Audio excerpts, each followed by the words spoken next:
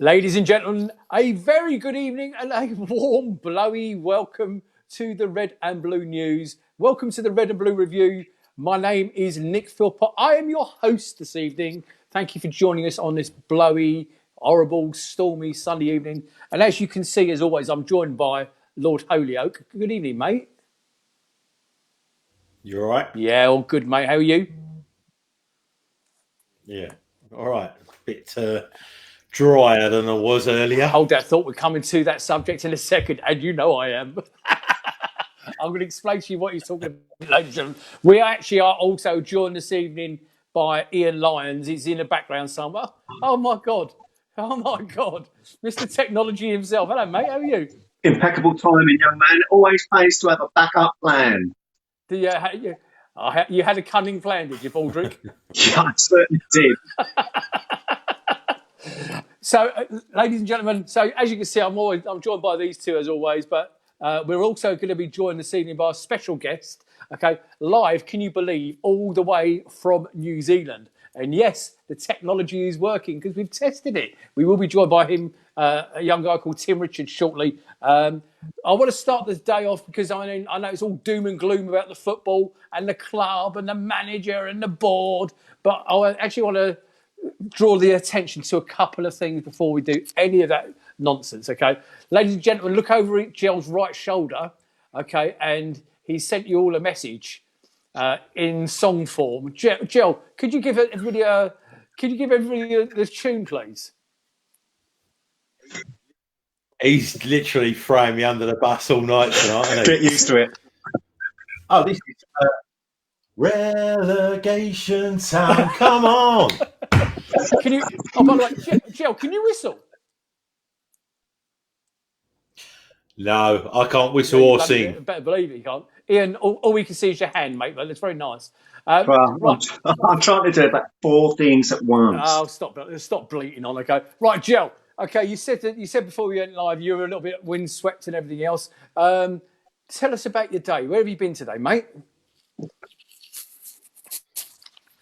Well, go metal detecting on a Sunday, don't I? Okay, so ladies and gentlemen, just so you're aware what you just said, you're talking about the original gold digger here. Now, I want to paint the picture for you before he goes into it. Okay, I'll paint the picture for you. You've got him in his dirty raincoat, standing in the middle of the field, and he's not a scarecrow. He looks like one, but he ain't one. He's got his wife's thigh-length boots on, so he keeps his feet dry.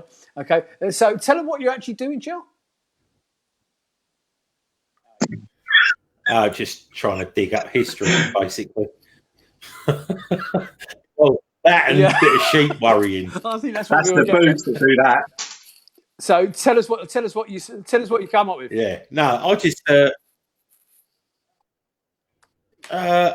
I'll tell you what. I thought it was, quite a sequel, well, not a palace, but a Fulton Heath connection today.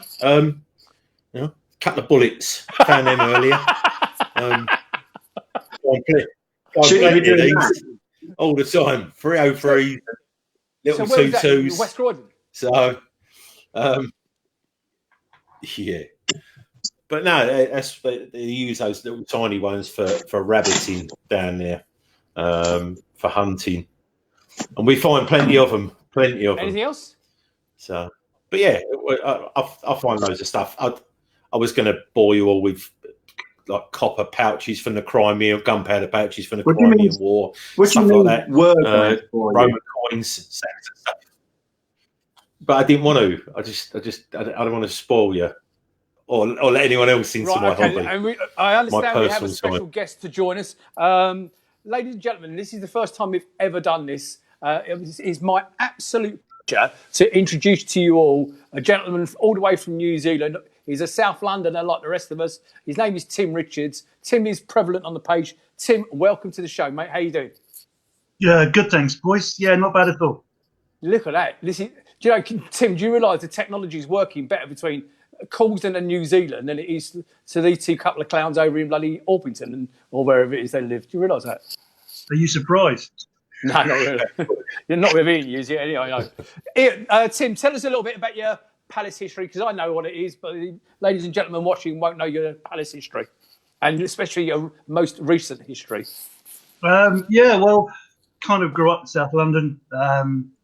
Palace was my closest club by zero point 0.1 miles to Wimbledon, so became the team I supported. Friend of the family started taking me to go to the Arthur Waite stand when it was £1.50 to get in.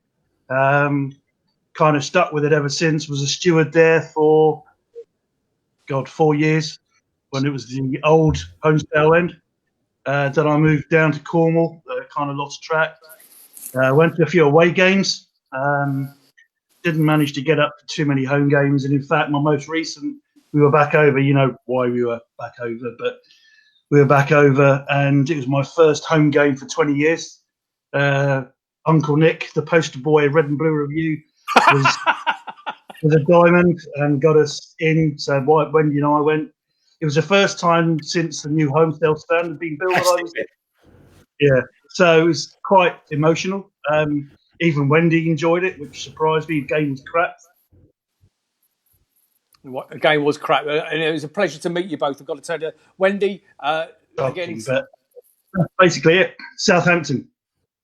Yeah, Southampton. Of course he was. Yeah, the Southampton game. Yeah. Wendy, again, we're sending you everybody's love from Red and Blue News. I'm not going to go into any details, but I know you've had a difficult time. But on behalf of Jel and Ian and Lucy and myself, sending you all our love. So we'll be catching up this evening on all your questions later in the show. I believe Ian has got lined up for us, as well as talking about the Everton game.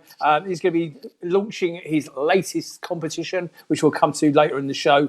Ladies and gentlemen, out there, a big special request, please. Hit the share button on Facebook. If you're on Facebook, hit the share button now. Go to Watch Party and share a watch party of this show live as a broadcast to everybody on your Facebook page. I'll give you 5 seconds to do it. And while you're doing that, I'll tell everybody else that you can find us on Twitter, YouTube, our Big Heads Media at any time, either to watch, listen, or download this or any of our podcasts. Simply go to Red and Blue Review, the only podcast you can watch. Good evening, Ian Lyons. Welcome, mate. You all right? Not too bad, thank you. It's a bit of a hectic run into the show. I mean, Tim now has seen what a car crash of a production crew we are. But not too bad, not too bad. All the better. But I may drop off because my phone battery's on its last leg. So if I disappear, just cheer and wait till I come back on. So you didn't think about plugging it in before we went live, as we had all that spare time? To be fair, I wasn't expecting to have to do it on my phone, was I? So. I know that, but they didn't. Okay, Jel, I do now. If you've got some hellos to say. Yes. Well, you were talking about Tim's Mrs. Wendy saying that she enjoyed the game, and she's come back straight away and said enjoyed is a bit strong.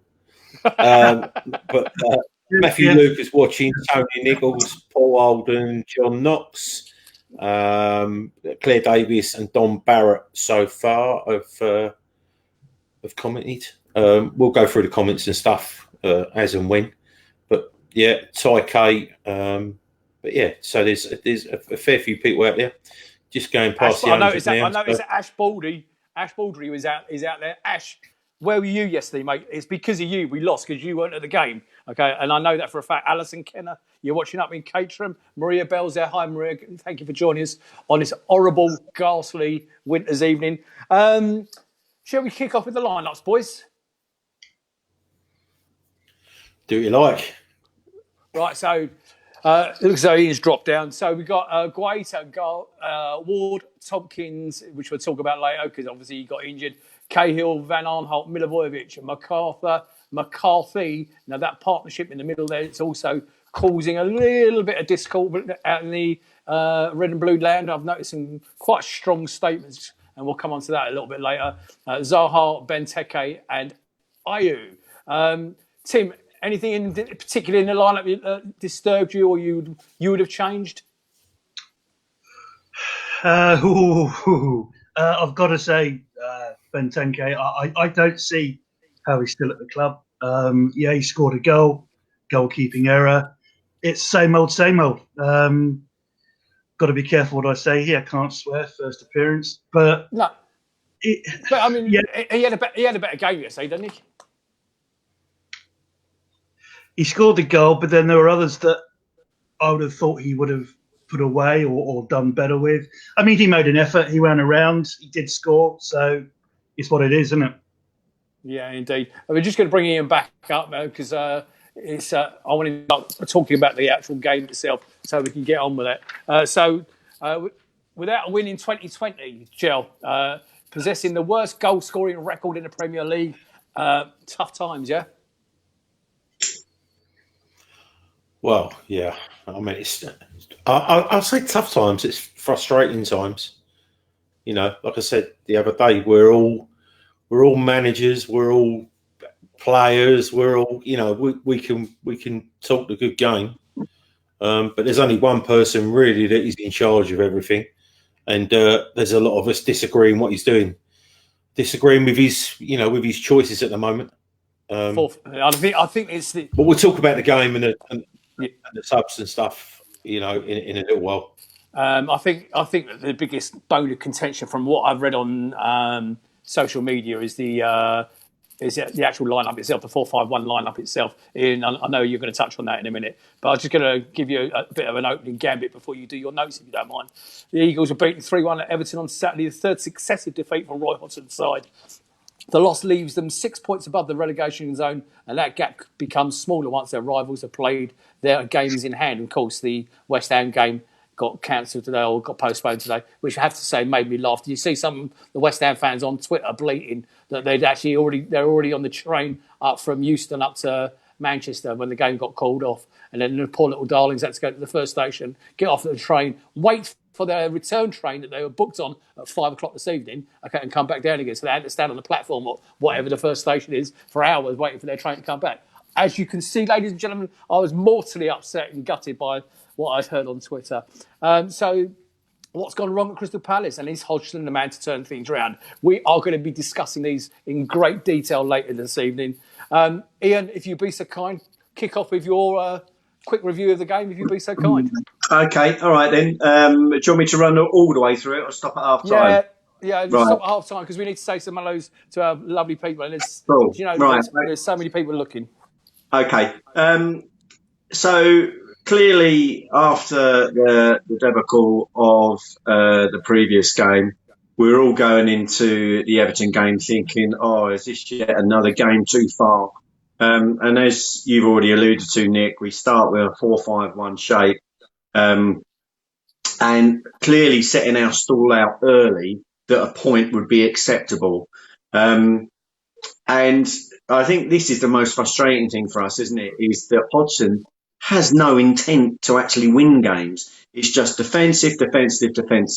So as a result, the early part of the game, certainly for the first 15 minutes, was pretty much a bore fest. And Everton saw a lot of possession, but didn't really threaten much.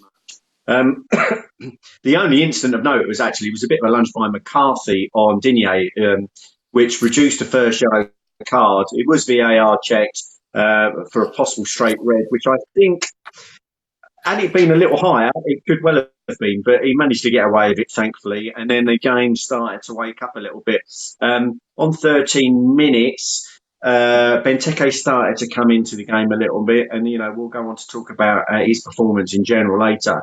Nice spin, running behind, which won us a corner, from which then Cahill glanced the header onto the near post and produced a half-hearted penalty appeal for handball.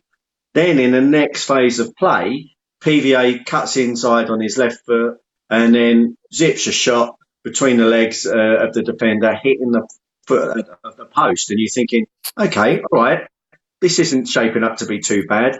Everton still seeing a bit of possession, but weren't threatening at all. And then as soon as you settle down and think, okay, all right, we've weathered the early parts of the game. On 19 minutes, just the inevitable, going on our last few games happens. And it's the moment of quality from Everton, and pretty much, I would say, one of only about 3 or 4 moments of quality in the whole game, where Wilf runs out or tries to run out with the ball, gets caught the ball quite deep in our own half. We should have enough players. You're looking probably about 8 of our 10 outfield players are behind the ball already. Ball goes out into Schneiderlin, comes back out to Walcott, who manages to evade a quite close attention from PVA and whips in a peach of a cross. Yeah. But what happens is it's a peach of a cross to the only man that's not marked, Bernard, who does well, and it's a quality finish. It looks an easy finish, but he does finish it very well. 1-0 down, and we're just thinking, okay, all right. And I was personally thinking, well, it's a little early in the game. Maybe Roy will. I don't know why I thought that. I mean, Ian, can I just ask a question at that point? Tim, in your opinion, who was at fault for that? Back four or Wilf? Are you? Well, Wilf at the first point. I was talking to Tim. I'm sorry, I said Tim. Sorry. Oh, sorry. Are you Wilf or the back four? The game against Southampton was my first time seeing Wilf play live. So I was really looking forward to that, but I could see why people get frustrated. I've got to say, the Everton game, it's all down to Wilf. I mean, there are times we've all played football. There are times you try the fancy stuff, and there are times you put your foot through the ball, clear it as far as you can, reset, and go from there. He didn't do it again. I think he's been a great buy for us, if you like, but again Southampton and again Everton, he went missing. He didn't help his defender. He was kind of in the wrong parts of the pitch, and the number of times the ball got pinged over him, he's out of position, and there's no one there to help out. Two areas I think that cost us the goal on Saturday. Cheers, mate. And I also think that, I mean, the two players we pointed out, ironically, are the wingers as well, but they have a defensive duty. And I think that's part of the game that every now and again they do really well, but they switch off in large parts of the game. And both, especially Ayew, cheats because he's anticipating getting a head start, getting the wrong side to the player, and hopefully getting the ball. And I think that's the situation that he found himself in yesterday. He gambled, he wanted to come back and then thought it was okay, so then stayed up. And whereas Bernard just waltzed off him straight into the box and buried it. So it was a good goal. You can't. The most frustrating thing about that, other than the goal, was the fact that no more than about 20 seconds after the restart, Walcott falls up injured. He's obviously put that good across him with his right. He wants to tire his right ankle and then gets off the pitch. That's exactly what they said. That's exactly what they said on the radio as well, mate. But he goes off the pitch, and Sidibe, I mean, this, I'd love to know what people think out, that are watching. Isn't it about time, and do professional players get fined for not being ready to come on when they're told to come on?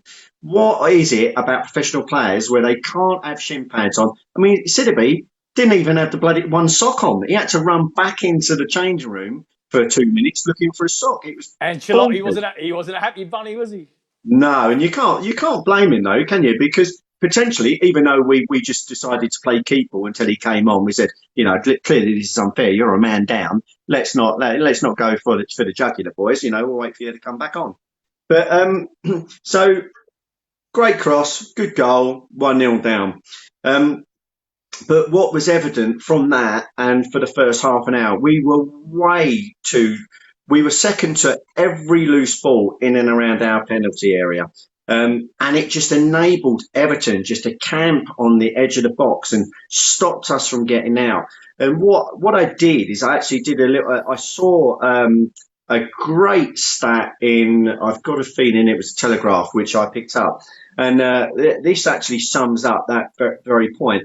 Only 3 Premier League teams have conceded more shots from high turnovers than Crystal Palace, which is surprising for a team who approach a game in a risk-averse manner. So, in other words, shots conceded after losing possession in our own defensive third, right? Bournemouth are top with 32, Norwich on 28, Villa on 27, and then we're on 26. That's because we try and play out, but everyone, because of Roy's defensive tactics, is so deep, they've got no one to play it out to. So they're having to try tip-tap, and allows the high press to come on. Again, Ian, I'm going to interrupt you there. Jel, just remember what Ian was just talking about there, that us playing so deep, we've got nobody to play it onto. When we speak about Benteke in great detail there, I think Ian has just raised a massive point. We're going to be talking about crosses into him in a minute, but we're also going to talk about his hold-up play. Is that fair what Ian's just said, that we are sitting so deep, there's no room for Benteke to get involved in the game? Just briefly. Oh, I don't know. I don't like him anyway. So, he just wouldn't even be in the side for me. I know he scored yesterday, but, it is what it is. The £11 million goal, whatever it was, I worked it out. I just, for me, he's hoofball.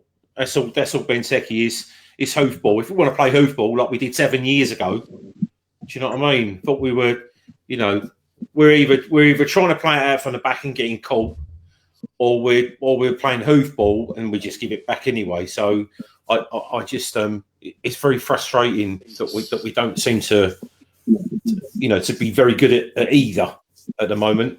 And it must just be down to confidence. It must be. Right. 3 wins from 19. It's a little bit. We'll come back to that in great detail. Ian, sorry, mate, I know you've got some other issues going on there, so crack on with the game if you like. Okay, so on to 1-0, game's meandering to what looks to be another loss, even at that point, because there's no sign of change whatsoever. And on 39 minutes, we start to go a little more direct, and that is actually having a positive effect. I mean, what it's doing is it's allowing us to bypass the high press. And Ayew tries, in the process of this part of play, is he tries to send a couple of balls up for Benteke to attack, and he's winning a lot of headers. He's actually doing really well. One of those headers then gets headed down for MacArthur, who's running on, supporting him, who blazes left foot shot well over. And then a couple of minutes before half time, again from another direct ball, Pickford then tries to smother at the feet of Zaha. Zaha does really well to challenge for the ball in the first place. It looked like he'd gathered it, and then it seemed to go loose. And as he tried to stand up, Zaha was balked by Coleman, and Zaha goes down. Now, we have in the past seen those given. I think in the cold light of day, I think we'd be doing our nuts if that was given against us. So I think that's fair. That's fair enough. So at that point, we come to half time, 1-0 down, but we're showing signs of progress. Then second half starts, we continue with the direct approach, and then we soon produce our best chance of the game as the ball runs free to Zaha at the back post, who it was a similar opportunity to the one that Bernard scored from, but Zaha just gets it completely wrong. And then just skews it into the ground when it seemed easier to score. And then at 1:41 p.m. At Goodison, the clouds parted, sunshine hit the Goodison turf, and 38,987 souls witnessed a miracle. I know hundreds missed it at Box Park, but Benteke scores his first goal in 34 Premier League matches. And the crowd at the box park went wild or not? Well, I don't think they even realised. Did they? I mean, from the video I saw, it was pretty mute, wasn't it?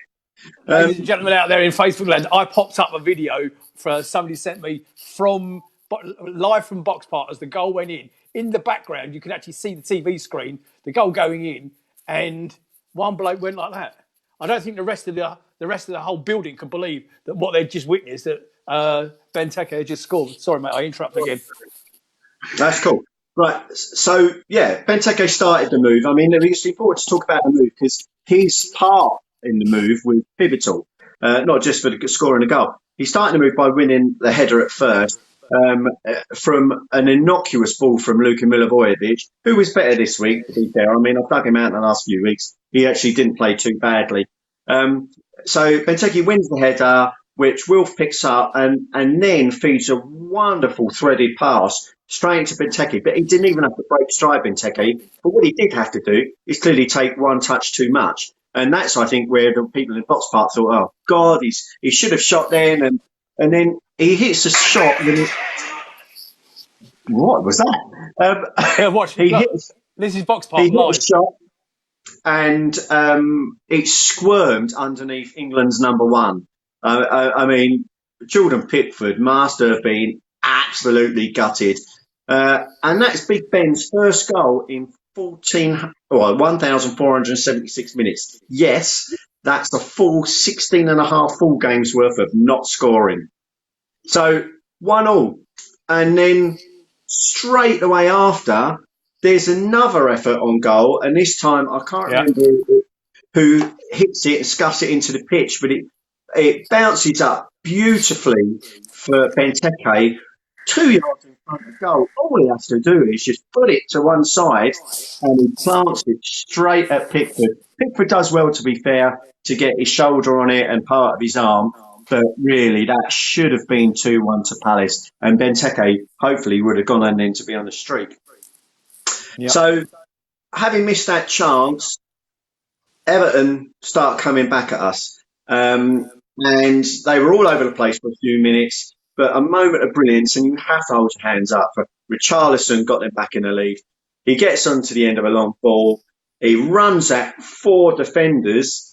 Cahill as obviously the guys in the, I think it was, I can't think, Martin Keown, wasn't it? And Sam Allardyce were commentating. They saying, exactly right, with Tompkins steaming back, with Ward steaming back, all Cahill needed to do was show him on the outside, but he just didn't do it. Allowed him to come in and he finished it really well. 2-1 down after getting on the front foot. And then on 64 minutes, the game starts ebbing and flowing. Still no changes from Roy. He's happy with the way things are going. Sigurdsson, again, picks the ball up in amongst a number of players around the box. And rather than one of our players putting a tackle in, they give him a police escort through the maze of players. And he somehow manages to flick it out with his right toe. And Gaeta makes a brilliant save, just as good and just as important as Pickford's earlier from Benteke. But, and what made me laugh with that was that the camera went to Hodgson and all you could see him mouth was, what a save, because, it was just a great save. So, the game again, it's just ebbing and flowing. We're not showing any sort of promise. We start to go back into our shell a bit. And because we've gone back into our shell, things seem to be meandering. And what gave me a perfect example of how we're set up to play was on 77 minutes when we win a free kick in our centre circle. And rather than hit it up to the players that have already gone forward, ready to receive the ball, no, we go backwards. We don't even go sideways. We go backwards first, recycle it sideways, kick it long, and then lose it. That's a subject. If you remember, that's a subject. What I've been calling all season, our trigger movement has been backwards all season here, and you're right to highlight it. It's so frustrating, and it's so symptomatic of what Roy has instilled in the side. Their immediate thought is to do that. And then with the time running out, 10 minutes to go, Everton then drop into a 4-5-1 as they try to see the game out. Richarlison is now playing as a left winger rather than a central striker. And Chiarte comes on to replace Ward. So, what I didn't mention, and what I've realised I didn't mention, is obviously when Richarlison scored the second goal with the chasing back, Tompkins pulled his hamstring, but we saw Dan come in. And now, obviously, Tompkins is a player seriously rate, and I think he's going to be a big miss for us moving forward. So, on 84 minutes, I think pretty much comes our last chance of the game. Benteke gets the ball in the box, shoots on a swivel from a knockdown, and it just goes wide. But again, he's getting in the positions. We just need to feed him. And then as we're pushing it, it's just one of these times. It seriously flattered them. But Everton got their first corner on the 88th minute. And again, you have to hold your hands up. Great header from Richarlison, which hits the bar and drops invitingly for Calvert-Lewin to side foot home. He could have got their fourth in injury time. I thought he'd scored it before he actually took it. But that's it, 3-1, and yet another seriously disappointing performance. Just sod's law, innit? Benteke's one off the bar. Nobody there to follow it up. Richarlison's one, and they put it away. So that about sums it up. Match stats before we finish up on the game. Right, quickly before my phone goes. Palace are without a clean sheet in 10 league matches, the longest current run of any team currently in the competition. That's the Premier League. With an average of 30 years, 101 days, this was Palace's oldest starting 11 in the Premier League, beating last week's. Palace striker Benteke scored his first league goal since April 2019. That was a 3-2 away win at Arsenal. And these two are quite these three are quite interesting. 26 players in the Premier League have scored more goals than our top scorer. That is just bonkers and says a lot about our threat in front of goal. Jordan Ayew, that top scorer on 6, averages a goal every 354 minutes. And the reason for the shortage of goals, this is quite telling. We simply do not shoot enough. Our tally of 247 efforts is the joint fewest in the top flight, level with Newcastle and Sheffield United, having played a game more. And we've also got the joint fewest on target, 79. Indeed. Right, you disappear. Come back when you're ready. 5 minutes. Right. Okay, mate, no problem. Jel, game is... Look good in the training videos, though. And how pissed off is seeing these training videos put out week after week with our great shooting practice, our great target practice, and then come match day, we get to sit through that load of dribble. Would you not agree? Yeah, mate. Yeah, it's like I said, it's just a source of frustration. I need to go into the chat and just give you some. Yeah, give me some hellos. Well, blimey, there's many. So Max Francis, I'm in there as well. David Campion, Andrew Adams, Matty Cannon, Paul McNamara, Jason Green, Lucy's in there. Ryan Corbett. There's the usual Pete Warson, Jordan Stewart, George Wagwu. George is always in there, isn't he? Dependable George. Russell Baker, Paul Dermot Burr, Thomas Curali. But yeah, I mean, there's a lot of. But Paul, straight away, get on to the point. Paul Gaston said, "Play Townsend, you'll get more shots." Yeah, there you go. Well, it brings us. We'll do that in a minute because I want to talk to Tim about the lineup as well and the formation. Right, first of all, before we move on to some of the other talking points, Tim, it's good morning to you over there, isn't it? All the way down. Tell them whereabouts in New Zealand you are. Christchurch in South Island, the Garden City. Sun shining. It's about 25 at the moment. No wind. Lovely. No earthquakes. Don't say that. 15,500 were enough, thanks. But none for a while. But you said it now. Mark my word. Yeah, so I'm touching wood while I'm saying it, mate. You can hear it. Yeah. So God bless each and every person down there. And Tim, how do we get the international membership of Red and Blue Review up with your help, please? It's difficult. I mean, there's it's an odd thing when you're this far away from the club. I mean, you know, I talked to that Brighton fan at work, and the passion's still there. And how it's advertising, getting it out there, getting people aware of it. Do you have your local Facebook groups, your Crystal Palace Facebook groups out there? New Zealand's only got a population of 4.5 million, so it's quite small. I know there's a couple of fans in Christchurch. There's a couple down Dunedin way. I haven't come across that many yet. But hopefully it'll improve.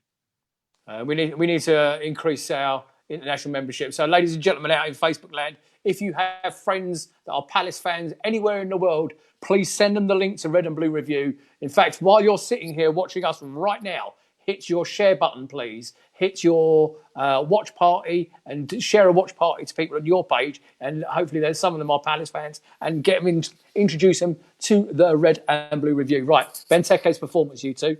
I want to go into Benteke. I personally thought Benteke I said this a few weeks ago before he got injured the last time that he looked the trimmer version of the Benteke that we saw back in the last season. I think he is also getting involved in the game. His position he plays and is a difficult one. He needs the ball to run onto. Okay, that's where his threat is. He's more dangerous when he runs onto a through ball. When he's holding the ball up, he's got his back to goal. That's when he's more ineffective.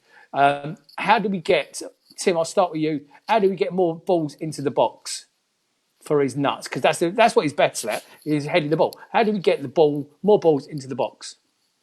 Get a manager who hasn't forgotten how to play an attacking brand of football. It doesn't matter who you put up front. If you've got a team that is set out week after week with the same players to play defensive, not put the ball in the area, not to put the ball in somewhere in dangerous places. Doesn't matter who you could have Pele up front. They're not going to score. They're not going to get chances. And that's Benteke. The more chances you get, eventually he'll score more goals. But if he's not fed the ball in the right area, he's not going to score. Nobody is. And I think you raise a great point. Ladies and gentlemen in the chat, how do we get more crosses? How do we get Benteke more service? Jel, he raises a great point. Is the system of 4-5-1 just not effective? And how do we accommodate a two up front scenario? I honestly don't know. I mean, you say we played 4-5-1. The formation that I saw reported was 4-1-4-1. So, but for me, you've got to play Townsend. If Townsend is fit, and he is because he's on the bench, then he has to play.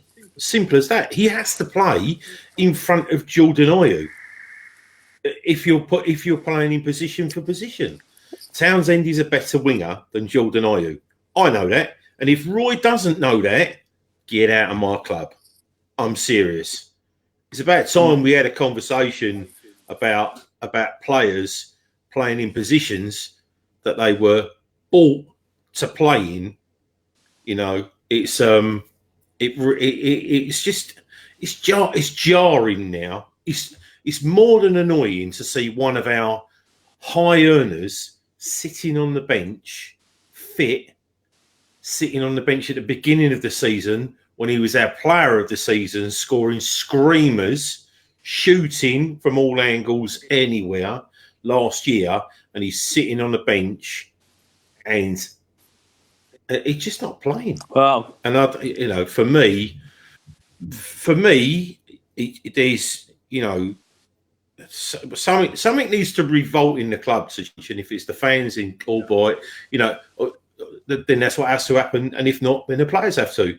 And if the players revolt, then Roy's gone. Tim? But the players will only revolt for one reason, and that's where if they get the ump with the tactics. And we're going to come to Jel. We're going to come on to Roy in great details shortly. Granddad. Come on to Jel, Roy. Your response, Tim? Here's a conspiracy theory for you.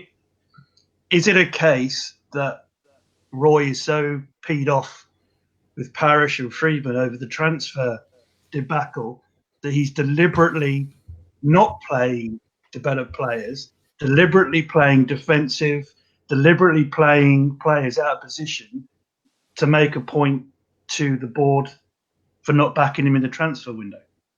Has it got? What does he care? He's not going to be here much longer. What does he care? Well, I'm going to just pick up on a couple of bits in the chat. Stephen Isles is agreeing with you, Jel. Play Townsend and get Wilf crossing the ball. Okay. Ty K saying when Balassi was there, the manager told him and Wilf to go and have fun and do what you're good at. Nigel Croucher, and I'm going to be talking about Nigel in a second. Evening, mate. Townsend looked really pissed off when he was told to sit back down on the bench. And yeah, I know you made a note of that earlier, Nigel. Paul Solan saying 4-4-2, Ayew and Benteke up top, Zaha and Townsend on either side with two up top, something to aim at. And I get your point, Paul. Who's going to come? Who's not going to play? That means we're going to have to lose somebody in midfield or play three at the back. Well, he ain't going to play three at the back. Jel, I'm just going to read you a question Nigel sent in earlier. Okay. Talking about carrying on with Benteke. Benteke has now broken his duck and secured another season of Premiership sorry, what he's actually asking is, now he's broken his duck, will he go on to score a few more goals and secure our Premiership future, is what he's asking. You would hope so. But do you know what? This is I phoned Lee, one of my mates. I spoke to him this morning at great length while I was driving down to the West Country. And do you know who I think is the best striker in our club? Wilf. That's what he's the best striker. He's better than Benteke. He's got left foot, right foot. He's got pace. He's better than Ayew. But so I don't understand how we're not trying to use PVA. For me, is, you know, if Schlupp is fit, then I think we need to have PVA on the left. It will give us more of an attacking option. But I really don't know. I mean, I'm going on about playing players out of position and then saying Wilf needs to play up front. But, you know, genuinely, I do believe that he is the best forward at the club and he's a winger. So, you know, I mean, you can. The other thing about Benteke is you can cross all you want, but he's a one-trick pony now. All they'll just put two players on Benteke and go on in, Wilf, go on in. Yeah, but that's fine. That's okay, because if they're putting two on Benteke, if they're putting two on Benteke, then hopefully that's releasing one off Zaha to get involved in the game a little bit more. Yeah, but No. It doesn't work like that, because they put three on Wilf, which would release two other players, and that hasn't worked. It hasn't worked for 2 years. So I don't go for that at all. That's what should happen. You would say, as soon as they double, triple up on Wilf, two of you have got no one on you. Now do something. But we can't, because the two people that should really be helping Wilf are both defensive-minded midfield players. In fact, they're not defensive-minded. They are defensive midfield players. The only attacking midfield player we've got is Maya. If you look at the stats and look what he is the only attacking midfield player we have in the club. And Roy doesn't play. Yeah, go on, Tim. So I don't understand. McCarthy, and Milivojevic, all defensive central midfielders. Not one of them, and as much as I love Macca, are miles over the other two. Neither of those three can ping a ball. Seriously, this is scandalous. He's in the fucking Premier League, and we haven't got anyone in the middle that can pass a ball. But then, Jel, you raise an interesting point, and I said the same thing to Lucy during the week. Is that people knock Meyer? I think he's a great little player. He's not played in position. He's not given enough time. But when he does come on, he's always looking to go forward. Doesn't always come off, but he's always looking to go forward. How many free kicks does he win us when he goes forward? Because players hate players running at them. How much better does Wilf play when Meyer's playing? But we got a manager who, for whatever reason, and only he knows, will not play the best players in their best position. And I put it on the page the other day. I can't remember the exact quote, but I think it was Einstein said, the definition of insanity is doing the same thing over and over again and expecting different results. And it doesn't happen. Indeed. I don't know where Ian's dropped off to, but he seems to go on, Joe. And again, we need to get onto this Roy thing, because a lot of this now is stemming from Roy. Yeah, we are coming to Roy. I just think with a manager that will come with a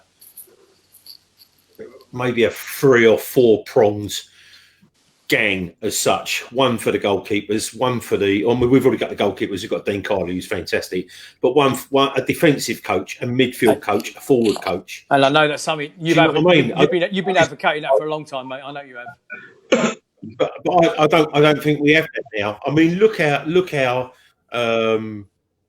you know how good White is under you know, and Hennessy as well to a certain point. I mean, he's much better when since Carly came along. But for me, I just think that Roy's trying to do everything. I mean, he's, you know, again, 72-year-old Roy sits alongside 62-year-old He's right hand man. He's 62. Like, Jesus, come on, get some youth into. If we can't have youth in at the bottom level, can we have someone younger at the top? We're going to come to again. Someone with fresh ideas. Jel, can I just ask? Who would you replace him with? Yeah, again, we're going to come to that in a second as well. Ian, welcome back, mate. Interesting. Sorry for that. That's all right. Big Sam yesterday I presume you were watching that feed. Interesting listening to Big Sam on Benteke. He said when he was in charge, he had wingers getting crosses into Benteke as this put the defenders on the back foot. Roll on for today. We have wingers trying to either at best 2 or 3 players to mess it up, check back and cross to other defenders who are not ready for any crossing. Your thoughts on? We're going to wrap up on Benteke after this point. Yeah, no, I think we've been saying it for months and months and months. When Benteke first came into the squad and scored 15 goals, who did he have on the wing? He had Wilf on one side and Balassi on the other side. What were they both doing at the time? Certainly Balassi, whipping crosses in. This is why I still give him a little bit. Clearly, his confidence is shot to bits, and it's probably best for all concerned that he goes. But he goes not being given the best chance that he could have actually had, because we've got players in Ayew and in Wilf now, and Townsend to a certain extent, that don't want cross. They want the glory. They try and dribble into the box to get the goals themselves. And that is just going to isolate any front man up there playing on his own. I think he did really well, not just yesterday, but also started to show promise the game before as well. Okay, right. Let's do some stuff on the manager, because I want to talk about Roy in great details. Ladies and gentlemen out there, how do you feel about the Roy Hodgson scenario now? I'm getting a little bit tired. I'm getting a little bit frustrated. Sorry, did you want to respond to Ian, Jill? All I wanted to say was, we go on about Benteke trying to do everything on his own, but if you have Meyer and Benteke, if you have Benteke playing off of someone who's attack-minded, there's literally no point. If we're going to play Benteke, right, and just hoof the ball up to him, we might as well do what we did before that, not play a centre forward and just play 6 midfielders. There's a different point. Just try and play keep ball and then just lose it. There's a difference between hoofing it up than there is crossing the ball in that he can attack. And I agree with you. I don't think him playing with his back to goal, trying to take a direct ball and then allow the other players to come on, is his strength. We are not playing to his strengths. I agree with the fact that, we'll probably go on to it in a minute if we're talking about Roy's tactics, is that he needs someone around him, someone for the flick-ons. So, I play anyone, but he won't do that. Hodgson will not do that. Tim, your thoughts? In the world of football, as we all know, managers who don't perform don't last long. And Roy was taken on to do a job a few years ago to keep us up, which he did. Love him to bits for it. But how have we progressed since then? How come Hodgson wasn't at Liverpool for very long? We all remember what he did when he was England manager, and he's just basically continuing the same thing here. Now, if I'm the board, if I'm Parish or anybody else looking at what we've done this year and what we're currently doing, I've got to be asking questions. It's all very well talking about a new stand, but if we're in the Championship, who's going to come and watch us? We've got to do something to change it. But then if you did get rid of him, who would you take on? Who's going to come and want to manage a team where the board obviously don't back the manager in the transfer window? Great point. Where he's got the oldest squad in the Premiership. Who's going to come? Ian? If we're gonna move on to Roy, I think this is probably very pertinent. Is that? Oh, he's gone. Is that pertinent? He's gone. Is that pertinent? It decided to drop off. I'm back. I don't know what's going on at your end here, but you keep dropping out, mate, and you've gone again. So we'll leave that for a minute. we all know Graham Wick in the chat says we all know that the owners won't sack him and he won't walk. But what was the point I was going to make a couple of minutes ago is he is looking tired. The fans are frustrated. They're looking tired. The owners are not investing. They're looking tired. Something radical's got to happen here. I was just going to pick up on something that Andrew Adams said to me, said overnight. Wrong team chosen, wrong tactics. Are we now in a relegation battle, Jill? Yes, 100%. Anyone who says we're not kidding themselves, absolutely kidding themselves. And the thing is, one of the teams that's 3 points behind us, we've got them soon. So I don't know what our goal difference is with Brighton, but I mean, if we bottle it as we have done the last 2 or 3 games against them, then they're going to be level on points of us. And if their goal difference is better, then they will go above us, which then puts us down again. You know, Watford, we got to play Watford. You know, they're massively capable of beating us.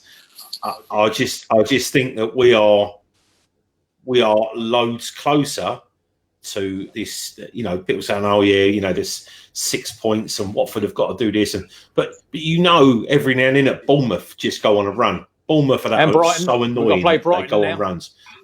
Yeah, we'll do that. Yeah, I mean, that's what I'm saying. It's just, yeah, I don't think we will. I honestly don't think we will. We've only got one person who really tries to get up for it. They kick the crap out of him, and that's the end of that. So he just ends up being frustrated, Wilf. So no one else really, you know, comes across like there. But like it's the biggest game of the season for us. Two big games every season.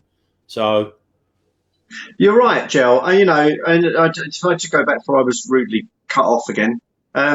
You know, I think Tim's point was pertinent, as is Gel's. Tim's point regarding Hodgson. Hodgson is now following a trend that we saw at Liverpool, that we saw at Fulham, that we saw at England. He's a one-trick pony. He just does what he knows works, but it works for ailing sides. Once that wears out, once he's found out, he doesn't have a plan B, right? And Jel is right because he doesn't have a plan B, Wilf is just going to be isolated. And because the team is set out for Wilf to be given the ball all the time, it's going to isolate everyone else. Something has to change.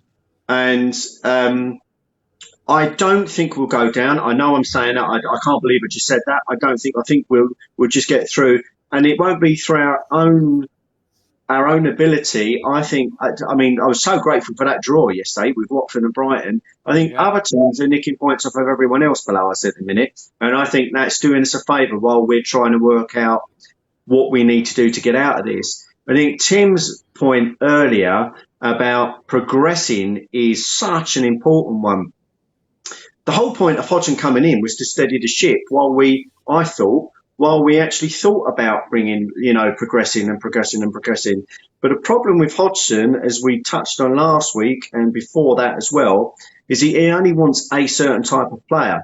So what he's trying to do, we've got ourselves into a position where we've built a style of play around the players we want, rather than most clubs wanting to play a particular style anyway and getting the players in.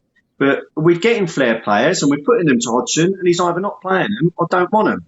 So I think the best thing for all concerned, if we stay up, is for Hodgson to go. As for managers and who would replace him, I'd go for a Dyche or I'd go for Gerrard at this moment in time. Sorry, I had to get that before I got cut off. Okay, well that's a good point. I'm just gonna read you something that Greg's just written. Greg Ellis has just put in the chat.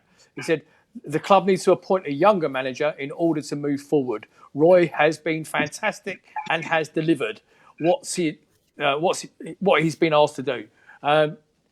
If you were a betting man, Tim, who would you go for next? Ancelotti.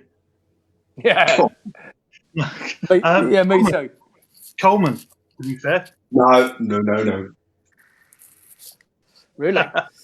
A lot of people would respond like Ian's just done, but your thoughts, why Coleman? Palace is a unique club. I know probably most fans will say that about their club, but the history of the club, the players we've had, he knows the club. He knows the fans. And I just think he's got enough experience out there to get the right players in. the trouble is, I mean, look what happened. Was it 2 seasons ago when they brought that Dutch bloke into managers and they tried to change things overnight?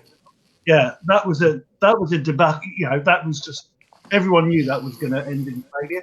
So we haven't got the resources to go out and buy players to allow a manager to do that. So I think any manager that comes in has to have some kind of knowledge of us, knowledge of the fans, knowledge of the players to help us go that next stage. Yeah. Okay, in the chat, Jel. Sorry, Ian. I want you to, sorry, and were you asking to come in? Jel, No. I asked. Go on, mate. I was going to say, if Joe wants to jump in, he can jump in. But I'll quickly say, I don't understand this fascination with ex-Palace players or I mean, Coleman's done absolutely nothing as a manager per se. Certainly nothing that certainly nothing. Swansea, wasn't it? But anyway, but either way, I just think again he's brushed him past. So for me, I'd look for some new blood, definitely. Jel, chat. Yeah, I'd say the other thing as well. If Coleman turns up and he's our manager, I ain't going. Or while he's there, I ain't going. I'll state now, I am not going there while he's there. He's toilet. He gets found out within 4 or 5 games. We need to, like you said, this obsession with ex-players and people connected to the club in some kind of. It's for me, it's old hat. It's just a weird. Everything is old. Everything is tired. We need someone who's fresher thinking, and we need someone who's willing to come in and try to have a blend of youth experience. Because let me tell you, I've written a little bit more of something that I want to talk about. I'm just going quickly to Roy before we move on, and this is a very valid point that was told to me today. Why is Roy actually, or if this is true, why is he actually talking with the club about a contract extension, like 1 year? I mean, his focus should literally be on saving the team. He's 72 years old. He's not going to run away. He's not in massive demand. No one's sending Parish 25 emails every week saying we want him to come and manage our club. Do you know what I mean? It wouldn't matter if he's going to get an extension, he can do it in the summer. Just we need to be safe before we start thinking about making a 72-year-old fella going into his 73rd year. It's just very, very frustrating. Yeah, but, can we go into the chat now? Say again, Tim. But looking at the state of the club at the moment, looking at the obvious lack of investment, at the age of the squad, who do you think seriously would actually want to come and manage us? Steven Gerrard. Well, it's £25 a week. £30,000 a week to manage us. Jesus, if that isn't enough to be in the Premier League, to come down and play at other teams' grounds, even if ours is a shithole, you're playing at Man City, Arsenal, Everton, Liverpool, playing all over the country, playing at fantastic stadiums. If that's not enough, just to do your bit for 6 months, then get binned off, like Watford do all the time. If they're not happy, bin them. I'm not saying we should do what we do.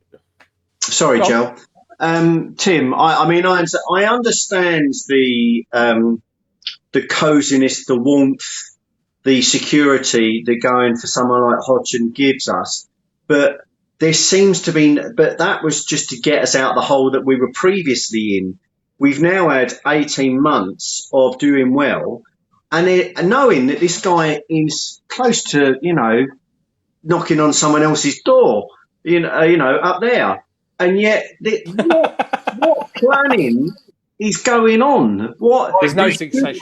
Ian, how many times have we said there's no succession planning? I need to interrupt you, boys, because Tim needs to leave us now, because obviously he's a Monday morning over there, and he's actually at work, or he's about to go to work. Tim, on behalf of everybody at Red and Blue News, thank you for joining us, mate. It won't be your only appearance, I can promise you. Thank you for all you do for Red and Blue News. I hope Wendy has a safe flight home. And on behalf of all of us, mate, thanks for joining us. Take care, buddy. Yeah.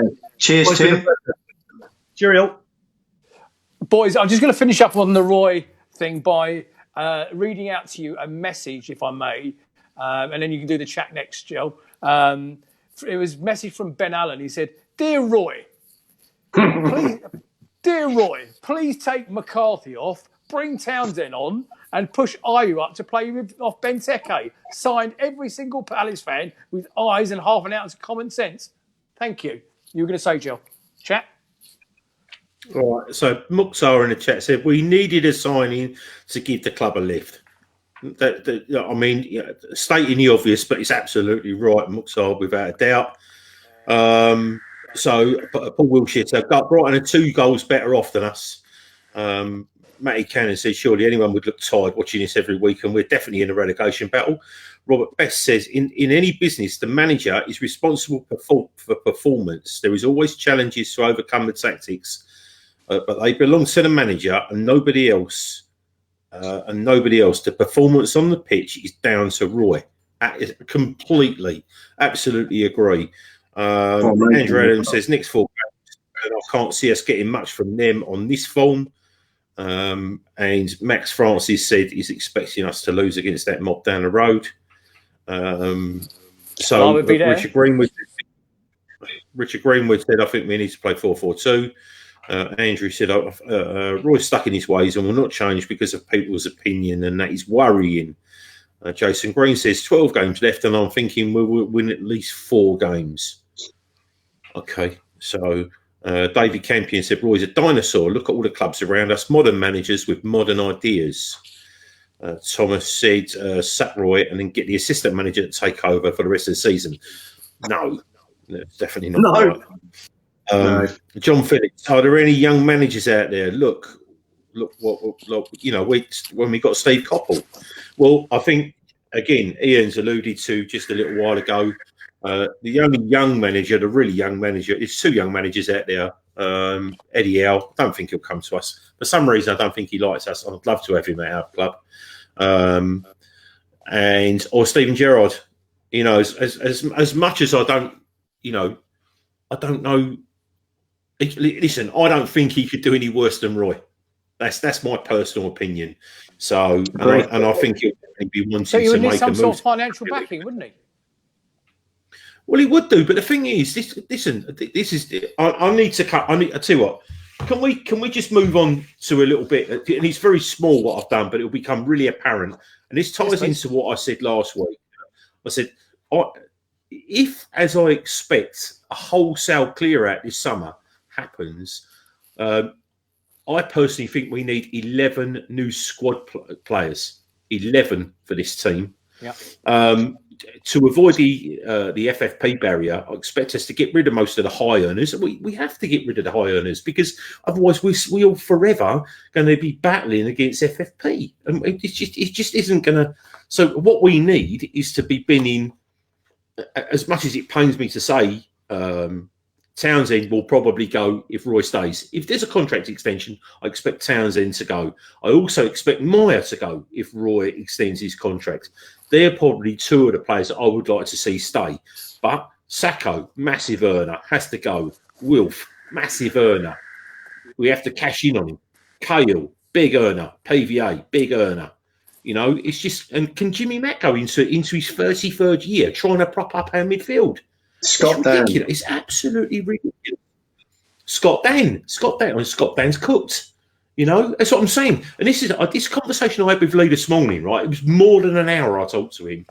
And I said, I honestly think if we keep Joel Ward at right back, irrespective of whether he plays or whether he's cover, 30 years old, if we keep Patrick Van Arnold next season, if he stays, I don't think he's going to stay. I think the thing from Holland now has turned his head.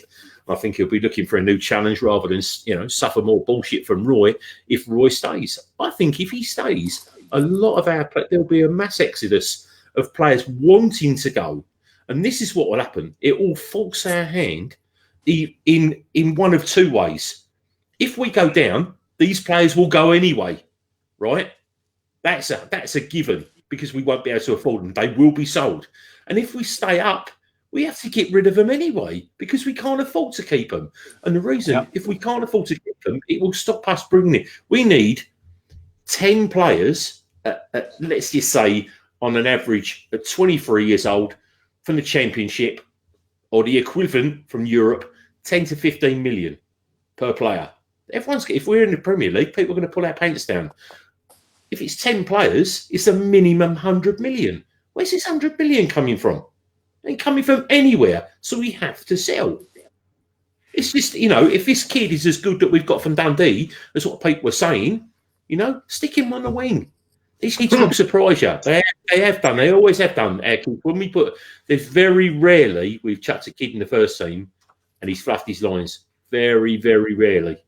For me, I can't remember the Sully Kaikai maybe, but even then he scored in his debut. That one wasn't given a chance. Pardew, one of the worst things I've ever seen with Pardew, when he played him once and then binned him. The way we treat our youth is just absolute crap. But like I said, we absolutely have to start buying. We have to do what Wolves did, but Wolves started doing it 5 years ago. Yep. So we are so backwards. Our club is so backwards in every single way. This is the culmination of 3 years of underinvestment, and absolutely brilliant point. But also, what Parish has turned around and said, we turned around and went, we want Benteke, and he went and bought Benteke. We want Sacco, and he went and bought Sacco. We want another centre back. Gary Cahill's on a free. Went and got Gary Cahill. People asked for him, and he's bringing players in like that are giving stability in certain positions, and then woeful when he gets 50 million quid for Aaron and doesn't give us another right back. It's just the club is backwards. He's a director of football, proper from the bottom to the top, right the way through the youth, through everything. The club needs overhauling. We are at a crossroads, right, of literally 7 years, and we have done. The women have got decent bogs. That's it. Ian, respond. Right. I wouldn't say we've underinvested, because by virtue of the fact that we're running close to FFP, we've overinvested. The problem is we've invested in crap, and we've overpaid for it as well. So I think we've got to, so I completely understand what Joel's saying, but I would never accuse it of being underinvestment. But what I would say is that we covered last week about the academy, and then let's hope if we get to category 1, then that will be the shoots of a recovery. But I think going back to what Joel's just essentially echoed what I said earlier, is that there doesn't seem to be any sort of planning, and that is what all of us as fans, even if we went down, if we all knew we were on a pathway to doing exactly what Joel said, bringing kids up, investing in youth, getting rid of the deadwood, but bringing in young upcoming talent with a plan, with a model, with a young manager that will be able to influence them, and take them on board. I watched I don't know if anyone else has seen it, I'm sure loads of you have, the BT documentary on the team of the 80s. I saw it for the first time whilst writing today's show notes up yesterday, and I was only about 7 or 8 around the time, and I didn't quite understand just how many of that youth team came through. And so it can be done. It can be done. But there needs to be a clear path, a clear plan that everyone knows what is happening. At the minute, there seems to be a complete disconnect between the chairman, the investors, the director of football, the manager, and the players. And more importantly, us. Jill, one more response from you, and I must move on, okay? Okay, so read the chat. It turned into a last week's show, right? So this is my thing, right? Everyone's going, get category 1 status, yeah. So what we're up against, right, is we're up against Liverpool, Man City, Man United, Arsenal, West Ham, Fulham, Southampton, all got category 1, all massively bigger clubs than us, and if any kid comes to our club right? And his old man's on the bus going to work in the morning. The geezer sits next to him and goes, "We'll give you 30 grand, a new car, and you can come and live in North London and we'll pay your rent. Get out of Palace." What's going to happen? Tell me how having a Category 1 academy is going to make us more... We're going to get people going right. Okay, boys, we've got to wrap up. Boys, we're going on. We're covering stuff. Okay, all right. Fine. I was going to answer it. That's fine. I've got to move on. Fine. Go for it. Move on. I'm just reading the chat very quickly. Greg Ellis says, Ian, for that to come to fruition, we would likely be relegated and have to win promotion back to the Premier League. On that subject, Georgia Wagyu. Sometimes you have to go backwards to come forwards. Yeah, well, maybe that's what we need to do. Georgia Wagyu says, I want Roy to go and ship out some of those old tired legs that we have and bring in people like Pyrrhic, and even Townsend wasn't used yesterday, which we've covered. Lee Lockwood said, guys, I'm going to call it now. I think we may go down this season. Roy is insistent on playing the wrong players along with his tired and oh so predictable beloved 4-5-1 formation. I think it's best that he gets if he doesn't. He's being rude about what he looks like. I'm not going to cover that. Okay. So anyway, I think the point is that it's not just us that are frustrated with the current state of affairs at the club. Listen. Where do we go from there?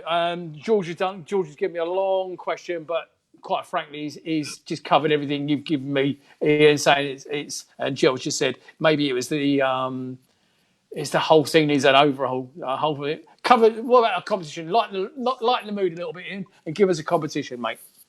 Competition, right? Yes, February competition for one of these fine beauties, right? This competition, you've got UK only. No, we're not sending them to Australia. We're not sending them to America. They're not going to bloody New Zealand. Are you listening, Richards? We have done. We've got. Well, listen. This is worldwide. This competition. Oh, good. Right. Okay. So the question that you all need to be answering is: what will the combined age of the entire matchday squad be for the Newcastle game? And that's in days as a total, and that's how the combined age on that day. So that is the 22nd of Feb. The closing time for that is everything needs to be in by 2:30 on the 22nd of Feb. So that is that. So run the question one more time. Right, I want guesses on the combined age of the entire matchday squad for Newcastle as at that day. So how many days, how old will people be on that day? And the final entrance where it closes at 2:30 on that day. And that's the starting 11, not the entire squad. Huh? No, it's the entire matchday squad. So the bench as well. Yeah. Okay, but it doesn't include the manager because that'll add another 1,000. No, just players. 706. What, days? Or are you talking years? Oh, yeah. I want it in days. So 365 days for every year, people. Right, okay. So get your thinking caps on. Get your thinking caps on. Ian will put that on the page and put it up as a pin post on the page. Coming up, our next game is at home to Newcastle United on Saturday, the 22nd of February, a 3 o'clock kickoff at Selhurst Park. We will be taking a break from it all next week. I think these two, as you've probably heard tonight, they both need to go and lie down and boil their heads or something. They need to liven up, maybe have a holiday. Oh, you're already getting answers that are coming through in the chat. Paul Holt says 2,000 years. Tim Nichols says, sorry, miscalculated. 347,111 is what he's saying. Okay, so go on, Jill, one more quick thing. So on Twitter, we've got one of our friends, a friend of the show, Carl Davis, came up with a really, really valid point. And I thought I'd share it with you guys if you don't know who he is or you don't have any contact with. And he turned around and said, he said Parish has got an awful lot of crap for what's been going on. But in fact, the other three guys that used to be part of CPFC 2010, they sold the majority of their shares to the Americans, and no one even though they're still involved at the club, no one gives them any crap. And I know Parrish is the face of the club. He's been chosen to be the face of the club. He wants to be the face of the club. But, no one's turning around and going after Long, Hosking and Browett. It's a valid point. They are still shareholders within the club. It's if they for the Americans to come in, they had to have their shares. So, not that he wants everyone to start being poisonous and going after him, but I just thought it was a very valid point. Out of all the stuff that was going on and Parrish taking a whole heap of shit off of everyone, then, maybe that you can go after them as well. Thank you for that. I'm going to ask the Selhurst Park crowd, the HF and everybody else to reintroduce one thing. Don't worry, be happy. Ladies and gentlemen, don't forget, we are still celebrating, is it our 7th consecutive season in the Premier League? Ian, one lot, anything from you before we wrap up? No, just sorry about coming in and out, but it was a good show. Thanks. Good to see Tim. Coming in and out. Are you Philip Schofield? Jel? Oh! We got so close to the end. It was going so well. Ladies and gentlemen, it's not all negative. There's loads of positives in the world out there. Okay, enjoy your winter break as we're going to enjoy ours. Okay, we will be back post the Newcastle game. Come and join us live on that Sunday evening. I want to thank Tim Richards from New Zealand, Jel and Ian, as always. Thanks for joining us, Lucy in the background, and everybody that's contributed to the show tonight. The questions team, brilliant. Tim Clark, Samuel, thank you for all your hard work. On behalf of myself and all the team on Red and Blue Review, have a safe couple of weeks, and we'll see you post Newcastle. Good night, everybody. Good night. Night, guys. Good night.